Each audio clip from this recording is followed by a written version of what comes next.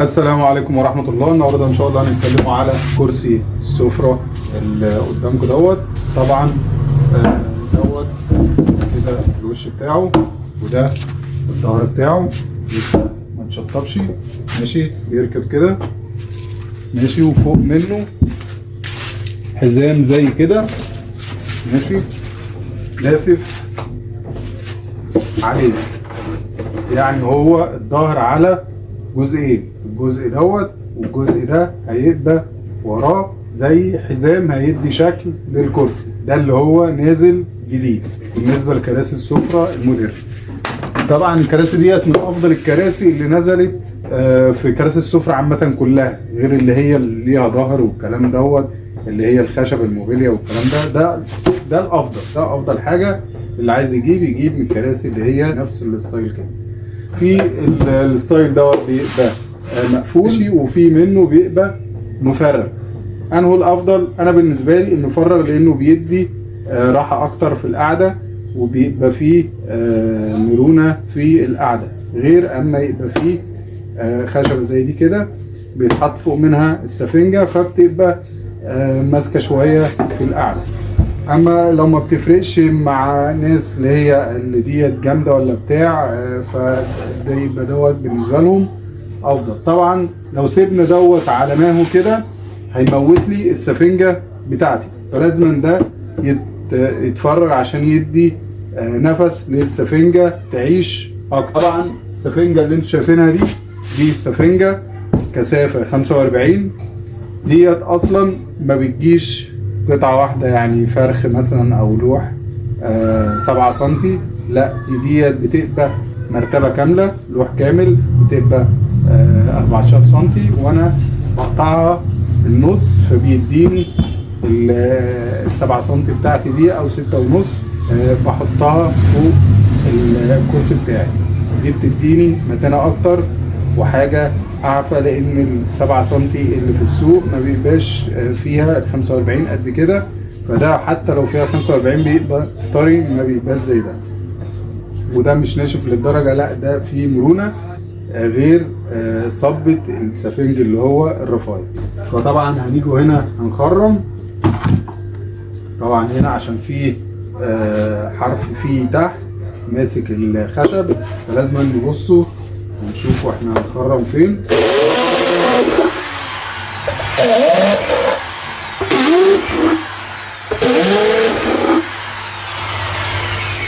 كده احنا خرمنا الكرسي بتاعنا، كده بقى فيه هوا في السفنج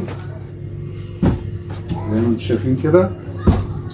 طبعا انا مقطعها والكلام دوت، ومقطع زي ما انا قلت لكم السفنجه نصين كده بنحطها. طبعا كده مش هينفع، لازم نعمل فيها الشغل اللي هو هنحطه قطعه صغيره زي ديت بتاع حوالي بوصه، تتحط في نص القعده بس تبقى قدام شويه، لان ورا هيبقى الظهر ما عليهوش عامل، فتبقى قدام شويه كده في النص، بحيث ان انا لما اجي احط كده يبقى فيه كيرف في القعده. عايزين نعلو شويه مفيش مشاكل نعلو، بس ما تبقاش قوي عشان ما يبقاش فيه هنا علو جامد وحوالين منها واطي قوي، هيبقى فيه قطم في السفنج مش هيديني الكيرف. اما انا لو عايزين يبقى بومبيه اكتر، يبقى لازم هنزود في السفنج دوت عشان خاطر لما يتحط ما يجيليش على، يعني انا لو عليت شويه هنرجع ورا، لو عليت شويه هنيجي نعمل كده هيبقى هنا، لا انا عامل حسابي اللي هتبقى فيه سفنجه زي دي، لما اجي احط ادبس السفنج بتاعي فهيبقى على الوش بالظبط. اللي عايز بقى اعلى من كده فهيضطر يحط سفنجتين، سفنجه عريضه وبعد كده سفنجه كنزه ماشي، بحيث اللي هي تبقى مدرج، ده الافضل. اما انا هو الكرسي اصلا عالي، فعشان ما نعليش قوي فوق في البومبيه بتاعه فهو هيبقى نفس النظام كده. وبعد كده هندبسه، ممكن ندبس ماشي، وممكن نلزق فيه، نلزق في الكله بتاعتنا ماشي كده. دبسنا لقدام، لازما ندبس اللي قصادها على طول عشان خاطر يبقى كله ماشي ميه واحده. السفنجه ما تهربش مني هنا وهنا.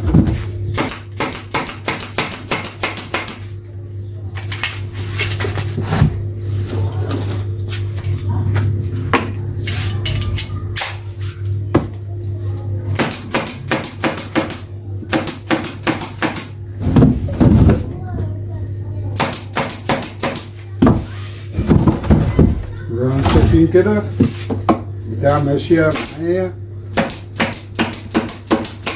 كده.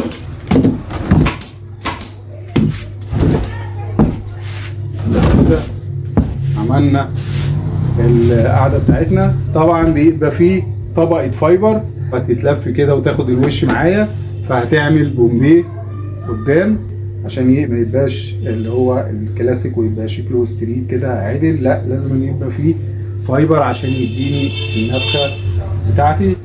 فهجيب لكم الكرسي بعد ما اتشطب. تمام، رجعنا لكم تاني. زي ما انتم شايفين كده الكرسي طبعا انا خيطته، التفصيله بتاعته تخيط حوالين السفنج بتاعه قماش على حرف السفنج ذات نفسه. وبعد كده بنجيبه السور ده بيبقى داير ما يدور، وبيبقى فيه وصله ورا هنا اللي هي التقابل، طبعا بتبقى ورا عشان ما تبانش. وبعد ما بنتخيط الخياطه بتاعتنا العاديه بنعمل الخياطه اللي هي زي الجينز. بننزل الطبقه اللي هي فصلت بنقلبها لتحت، نخيط من تحت، ما نخيطش من فوق. ليه؟ لان ما ينفعش نخيط من فوق، لان لما هنيجي نخيط من فوق مش هيديني الشكل اللي انا عايزه. فكده الخياطه بتاعتي تبقى ماشيه تمام. في طريقه تانية في الخياطه، ممكن نعمل خياطه هنا وخياطه فوق، بس بيرجع على حسب الديزاين بتاعي اللي انا شايفه كويس في القماشه. يعني ممكن تكون الصوره دي العميل عايزها ممكن تكون خياطتين، لكن هو جايب لي قماشه ما ينفعش فيها خياطتين. ليه؟ لان ديت تعتبر من قماش اللي هو زي شبيه الجلد المقلوب. فلو عملت خياطتين، الخياطه اصلا ما بتغرز، يعني الخياطه دي بتغرز. المفروض دي لو قماشه ناشفه زي مثلا كتان او كده هيبان غرزه زي الجينز كده تبقى باينه والخيط باين. اما دي الخيط غارز جوه فمش باين. فانا لو عملت التاني مش هيديني الشكل الظريف بتاع الكرسي. لو عجبكم الفيديو اعملوا لايك وشير وكل خير، والسلام عليكم ورحمه الله وبركاته.